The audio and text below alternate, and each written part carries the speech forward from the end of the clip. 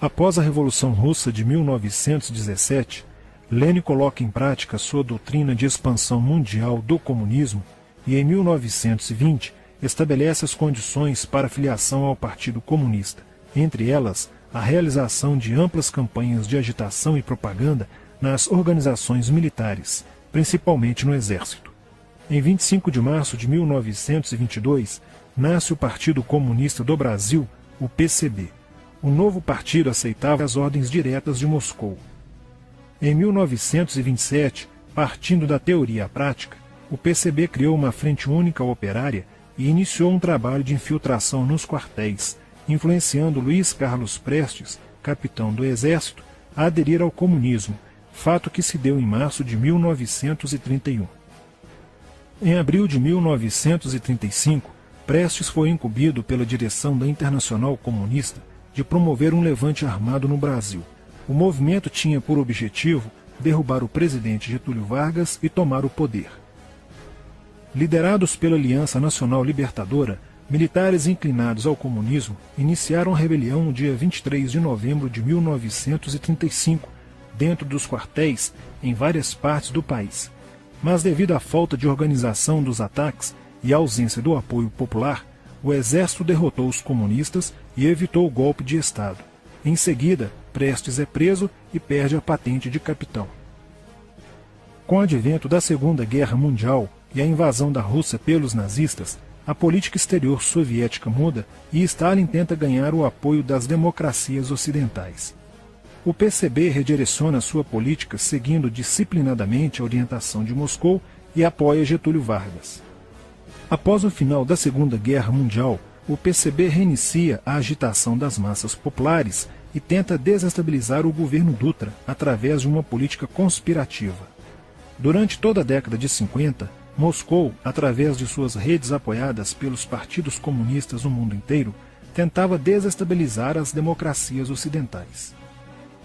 Como consequência, nessa época, em muitas universidades ocidentais, predominava uma visão social esquerdista, sendo que grande parte do terceiro mundo aclamava o modelo soviético como a estrada para a justiça social. Muitos intelectuais se declaravam marxistas. Assim, a conjuntura era altamente favorável ao comunismo, o que provocou sua expansão dramática até o final da década de 50, com a vitória da Revolução Cubana. Isso fez o PCB defender com mais intensidade a luta armada como a única solução viável e progressista dos problemas brasileiros. A União Soviética, destinada a aumentar o seu campo de influência no continente americano, despertou interesse pelo Brasil, um país de dimensões imensas, fronteiriço com quase todos os países da América do Sul, país estratégico no cenário mundial que poderia pender o fiel da balança para o lado comunista. Nos primeiros anos da década de 60, o Brasil passou a viver período de crescente instabilidade política, militar e institucional. Em 1961, Luiz Carlos Prestes encontrou-se com Nikita Khrushchev em Moscou para planejar a Revolução Agrária no Brasil.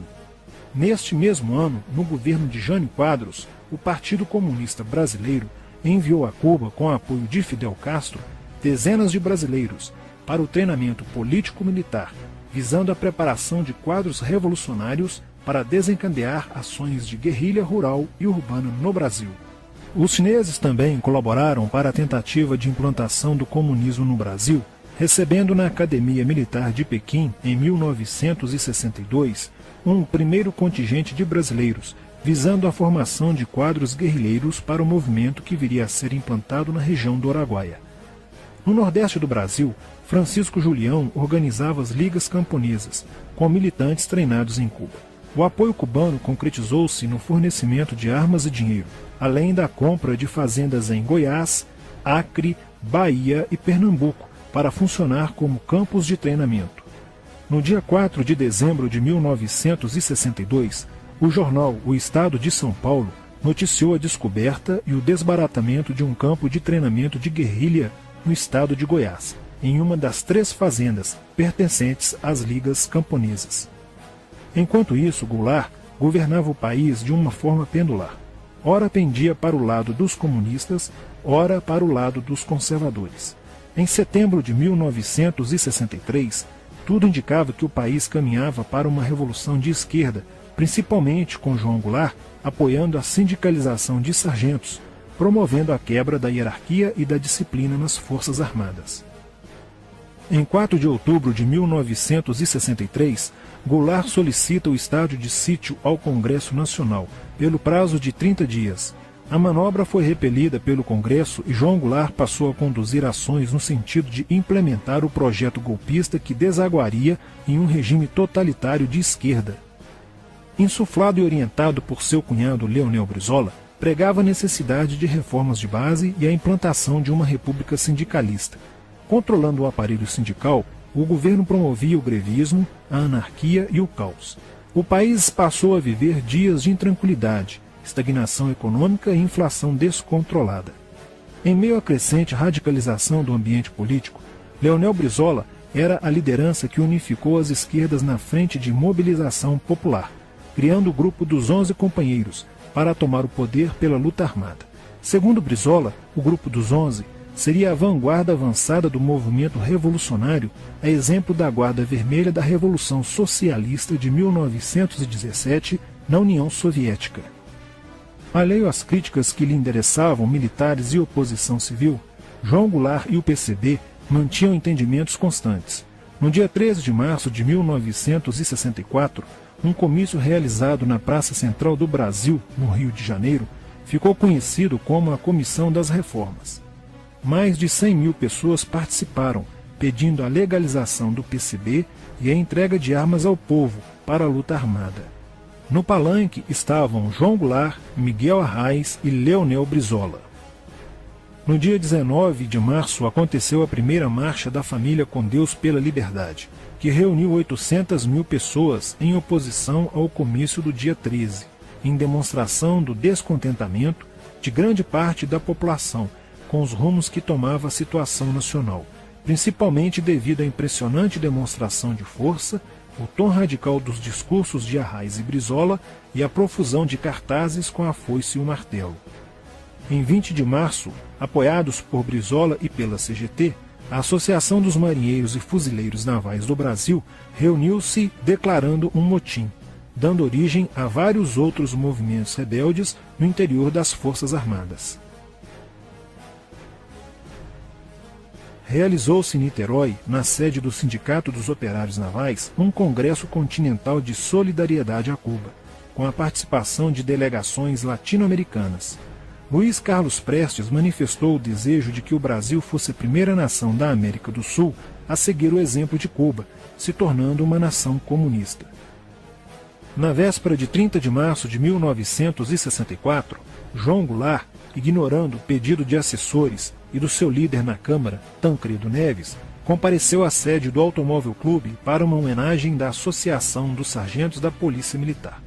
No seu discurso, Goulart defendeu a mudança na Constituição para que pudesse concorrer às eleições presidenciais de 1965, desagradando a Carlos Lacerda, Magalhães Pinto e Juscelino Kubitschek, pré-candidatos à presidência da República.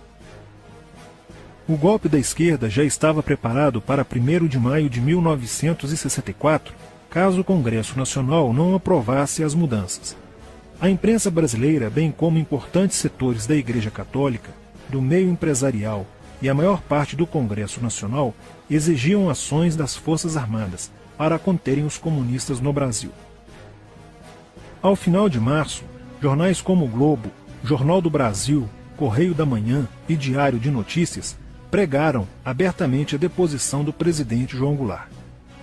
Nos bastidores dos acontecimentos, os serviços secretos dos Estados Unidos e da União Soviética trabalhavam intensamente, tentando cada um fazer a balança pender para o seu lado, não medindo esforços para levarem o Brasil a uma guerra civil. O general Olímpio Mourão Filho resolveu partir com suas tropas sediadas no estado de Minas Gerais para o Rio de Janeiro. O general Castelo Branco, ao saber disso, telefonou para Magalhães Pinto, governador de Minas Gerais, com o intuito de segurar o levante. O governador mineiro argumentou que, uma vez iniciada a revolução, seria um erro parar, pois alertaria as forças fiéis a Goulart, podendo agravar a situação. A falta de reação do governo Goulart e dos grupos que lhe davam apoio foi notável. Não se conseguiu articular uma reação armada por parte da esquerda. também fracassou uma greve geral proposta pelo Comando Geral dos Trabalhadores, em apoio ao governo. João Goulart, em busca de segurança, viajou no dia 1º de abril do Rio de Janeiro, onde se encontrava no momento da Revolução, para Brasília, e em seguida para Porto Alegre, onde Leonel Brizola tentava organizar a resistência. Mas João Goulart desistiu de um confronto militar com os revolucionários e seguiu para o exílio no Uruguai. No dia 2 de abril, o presidente da Câmara dos Deputados, Ranieri Mazzilli, assume provisoriamente a presidência da República e mais de 1 milhão de pessoas lotaram as ruas e praças do país para comemorar a vitória. No dia 11 de abril de 1964, o Congresso Nacional se reuniu para eleger o novo presidente da República. O general Castelo Branco, aclamado por grande parte da sociedade brasileira, apoiado pela imprensa e por importantes setores da Igreja Católica, além de contar com a aprovação de grandes líderes políticos, entre eles Juscelino Kubitschek, precisava de 238 votos para ser eleito em primeiro turno, e acabou recebendo 361 votos. No dia 15 de abril, Castelo Branco assume a presidência da República, consolida a vitória sobre o movimento comunista e renova as esperanças do povo brasileiro de ter um país com dias melhores. Porém, a esquerda derrotada colocaria em cena, nos anos posteriores, Carlos Marighella, ideológico comunista e defensor da luta armada, que submeteria o povo brasileiro às ações mais obscuras da guerrilha, o terrorismo.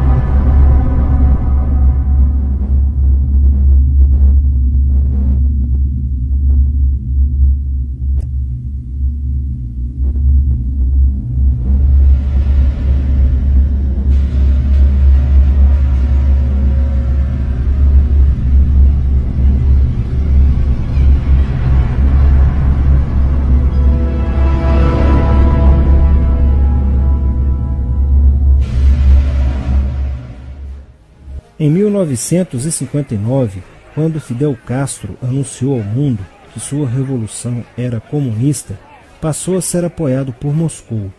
Com isso, a União Soviética iniciou uma campanha para dominar com a ideologia marxista a América Latina, onde os partidos comunistas formariam grupos de guerrilha armada com dinheiro soviético, repassado por Cuba.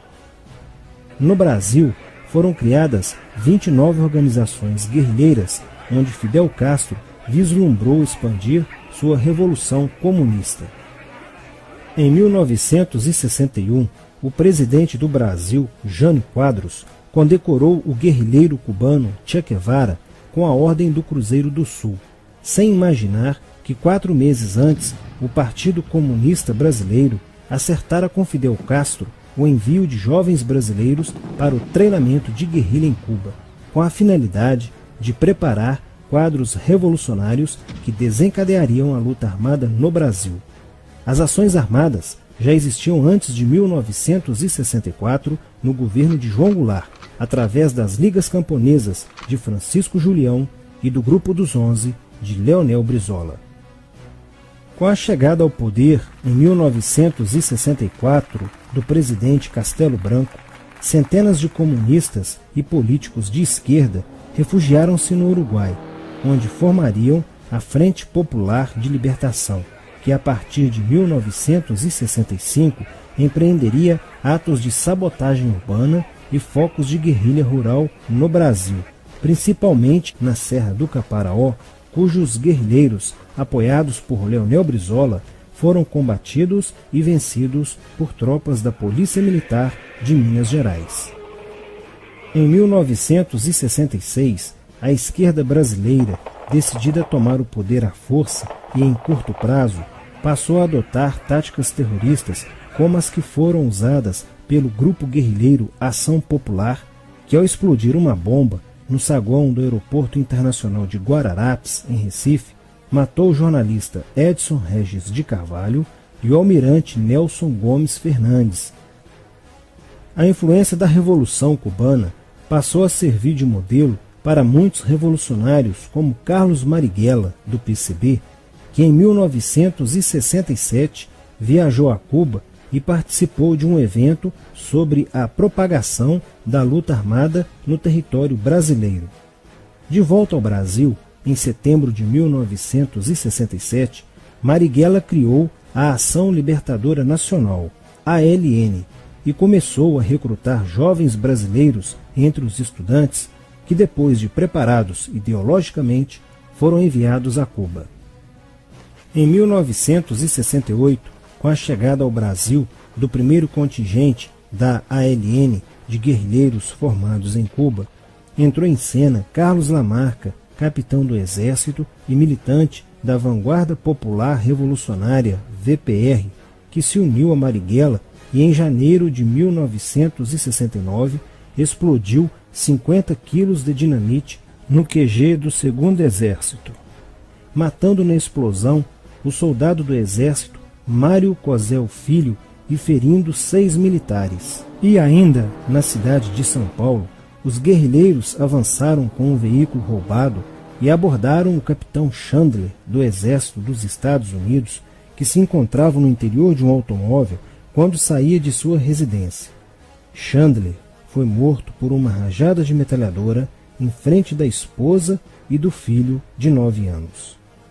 O Comando de Libertação Nacional, Colina, criado em Belo Horizonte no ano de 1968, executou na capital mineira vários assaltos a agências bancárias e atentados à bomba.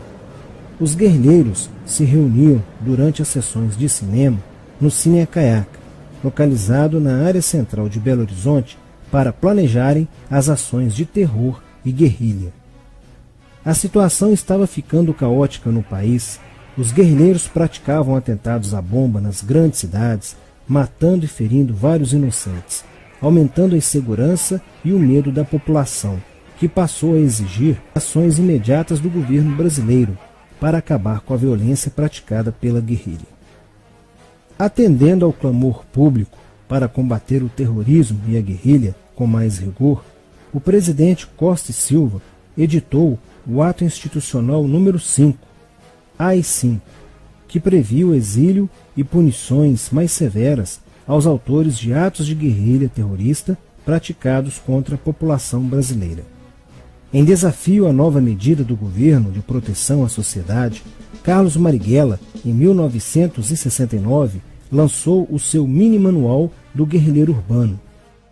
Neste mesmo ano, só no Rio de Janeiro, a ALN, para aumentar os seus recursos financeiros, praticou 30 assaltos, sendo a maioria deles contra as agências bancárias.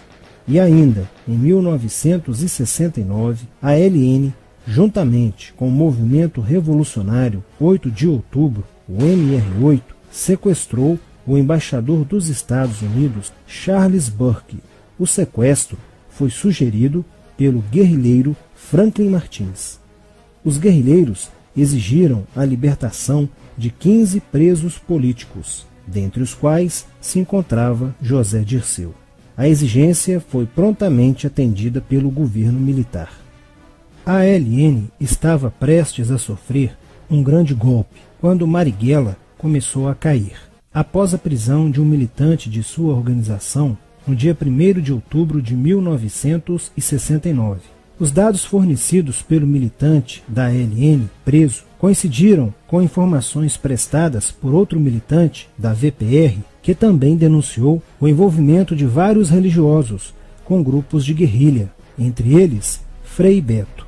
Quando Frei Fernando e Frei Ivo, também envolvidos com os grupos guerrilheiros, foram presos e logo após interrogados, os religiosos entregaram o ponto de contato de Carlos Marighella, na cidade de São Paulo. No dia 4 de novembro de 1969, o ponto foi cercado pela polícia, onde Marighella, percebendo o cerco, reagiu e foi morto. Depois da morte de Marighella, centenas de guerrilheiros foram presos e mais de 300 armas apreendidas. 2 sequestros de diplomatas, o embaixador alemão Enfried von Hollenberg e o cônsul japonês Nobuo Okushi, foram feitos às pressas para libertar os guerrilheiros que continuavam presos. Inspirados no marxismo cultural, vários militantes da esquerda brasileira iniciaram a estruturação de uma organização que se infiltrou nas faculdades brasileiras, bem como no meio artístico e cultural, e principalmente nas edições de jornais, setores estes com grande poder de influência sobre a formação da opinião popular. Durante as manifestações, vários militantes comunistas, usando armas de fogo, eram infiltrados no movimento estudantil e disparavam contra os manifestantes, na intenção de colocar a opinião pública contra o regime militar. Com a morte de Marighella, Lamarca havia assumido a posição de líder mítico, que sustentava a esperança na vitória comunista. Em 1970, quando o embaixador suíço Giovanni Butcher foi sequestrado, o governo se recusou a soltar os presos da lista apresentada pelos guerrilheiros.